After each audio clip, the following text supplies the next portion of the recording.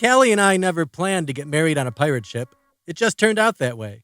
The way Captain Mastarian explained it, he and his crew had just finished stocking a month's worth of provisions when they received the report that a 30 to 40-foot wave was headed for the coast with less than 1 hour's warning. And so, before any passengers arrived, the Pacific Princess II pushed back from the dock in Sydney and rode out to sea, heading full speed for the wave with, as the crew confided in me, Captain Mastarian at the helm, shrieking his goddamn head off.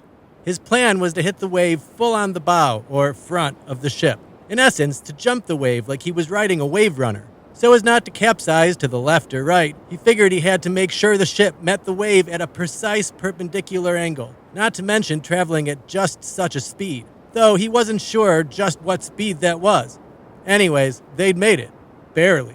Captain Mastarian said the Pacific Princess II had dipped beneath the waves in the front and then the back, rocking like a teeter-totter until it came to a rest with half the crew puking over the sides. They'd taken on water, but remained buoyant. The captain called it a miracle.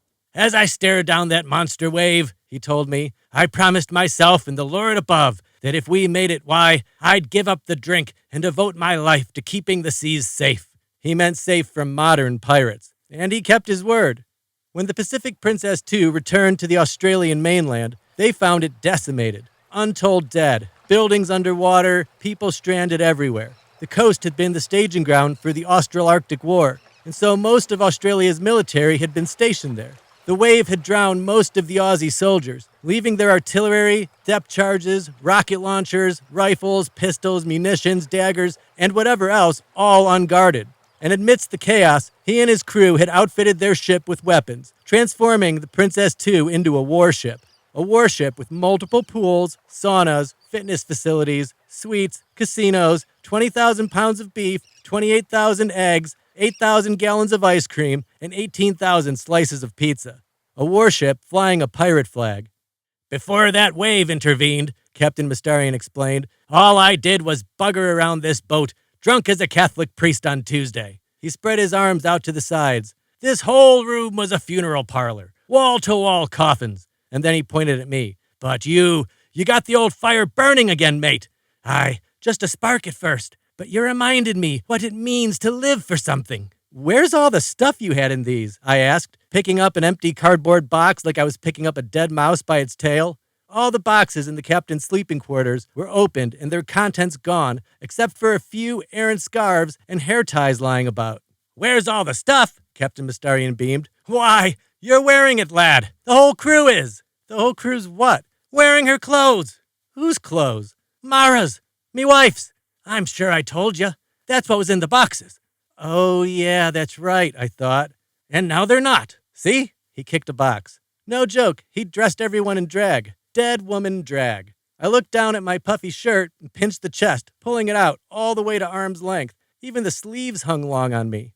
Aye, it's true, Captain Mastarian said, pulling on a long curly beard that, since he could never grow complete facial hair himself, came away from his ears on elastic straps. She was a large woman, I'll grant you that, but sturdy. The leather pants and vest, those had been from Captain Mastarian's own wardrobe. Apparently, in between commanding Australian battleships in Indonesia and running cruise ships from South Africa to Sydney, Captain Mastarian had been somewhat of a biker. Ah, Mara, she did love adventure, Captain Mastarian told me. Loved the wind in her hair, in her clothes, on the open road or seaway. His wife had a penchant for scarves and costume jewelry and beads and, I guess, beards and silk wraps and earrings and big billowy shirts that caught the wind when she rode on the back of his Harley Davidson. Put those wardrobes together, his and hers, add some guns and knives, a peg leg, and voila, pirate clothes. I almost considered gouging my eye out and getting a patch just to complete the ensemble. Or I guess I could have just worn the patch. Nothing Mara hated more than being all cooped up inside somewhere, Captain Mastarian said.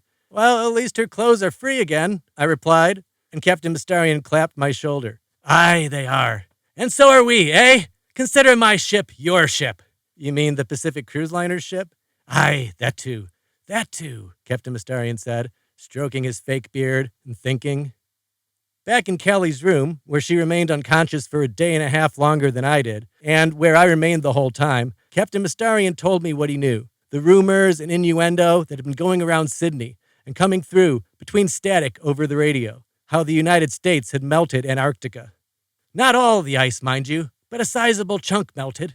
Actually, maybe most by now, the captain said. He'd heard the great western Antarctic ice shelf had broken away all at once, quicker than even the Americans had expected, he reckoned. That's what had caused the wave.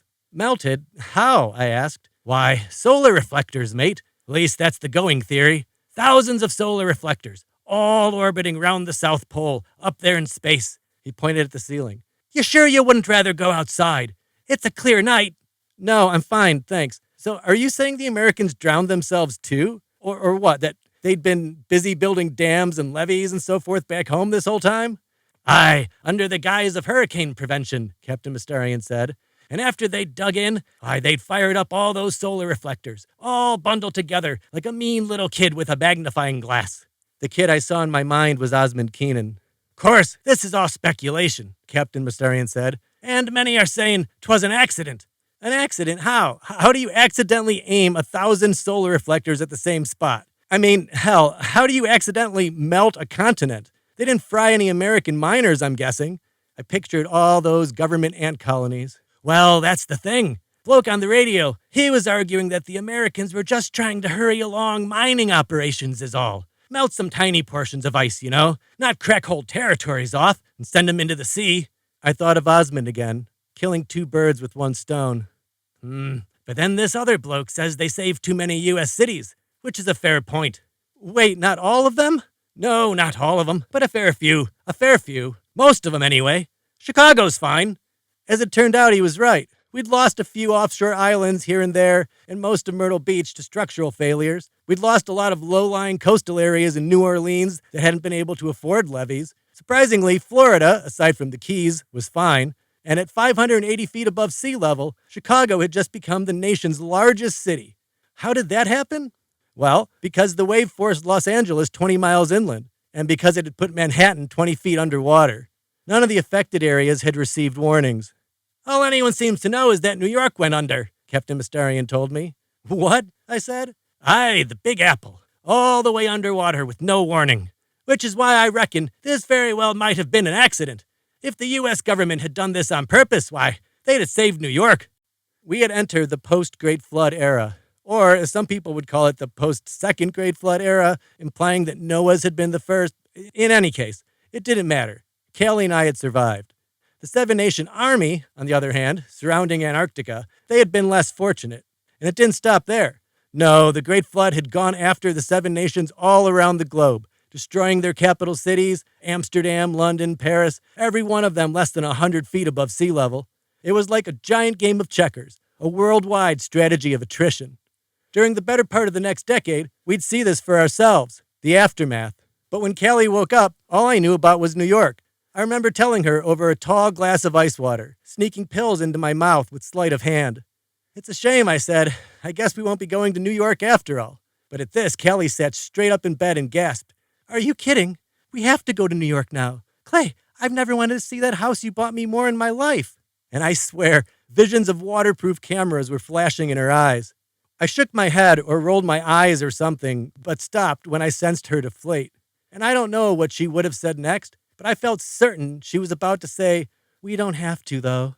It's like I heard it, and the tone in her voice in my head was so not Callie, it killed me. So I quickly said, anything you want. And she perked up straight away.